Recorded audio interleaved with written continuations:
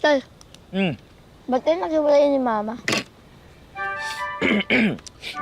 Anak naman. Nakaka-heart attack. Sabi ni Lola, nung naging chef ka daw, iniwan mo kami ni Mama. Kaya daw minalas ka. Napunta ka sa presinto.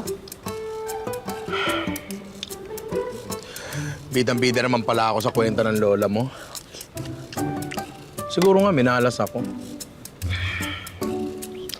Masyado pa kasi kaming bata nun eh. Hindi namin alam yung mga gusto namin sa buhay. Tapos di rin naman namin pinlanong mabuntis siya.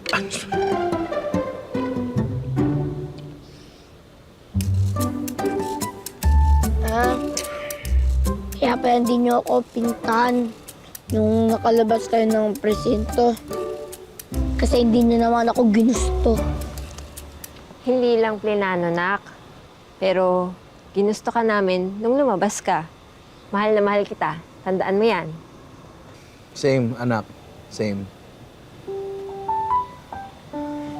Mama, Naging mabait ka ba?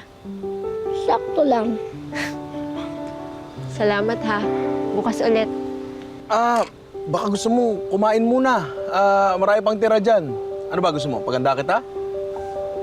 Maraming tira kasi walang bumili. Uy, malas lang, anak. Minalas lang talaga. Sige, mauna na kami. Mukhang marami ka pang aasikasuhin eh. Ayaw mo talaga? Marami pa. Next time na lang. Sige na, anak. Magpaalam ka na sa tatay mo.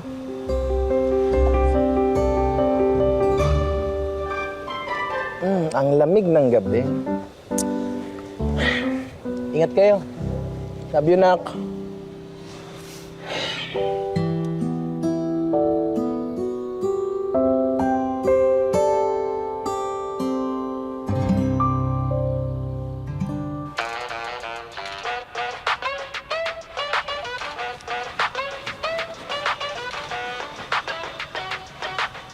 Ano pinapanood mo, nak? Yan ba yung bead clock? Alam mo, lagi ko pinapanood yung mga ganyan mo, ha? Yung mga paganyan-ganyan mo. Pinapanood ko lagi yun. Oo, di ba? Sa akin ka talaga nagmana ng moves, eh. Yung paganyan-ganyan mo. Mali yan. Paano ba? Ito kasi, oh. Doon. Oh, mahirap yan, ah. Kakaiba yan, ah. Ganyan? Okay, ito. Oh, mahirap yan, ah.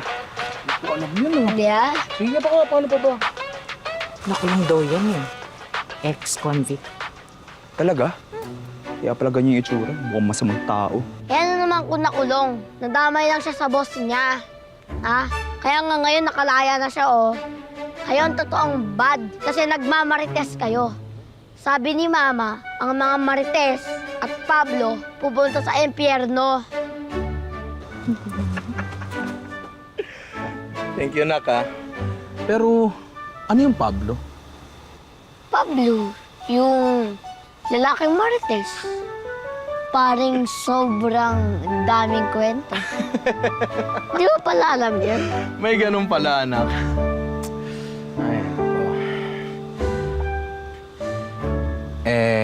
Owen, anak. Gusto mo bang matuto magluto? Talaga po? Oo.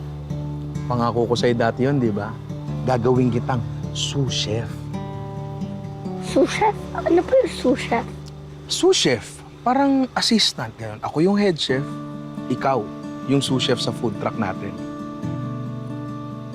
Food truck natin? Oo. Tingin mo ba akin lang yun? Para sa atin yun. Sanggang dikit. Gusto mo yun?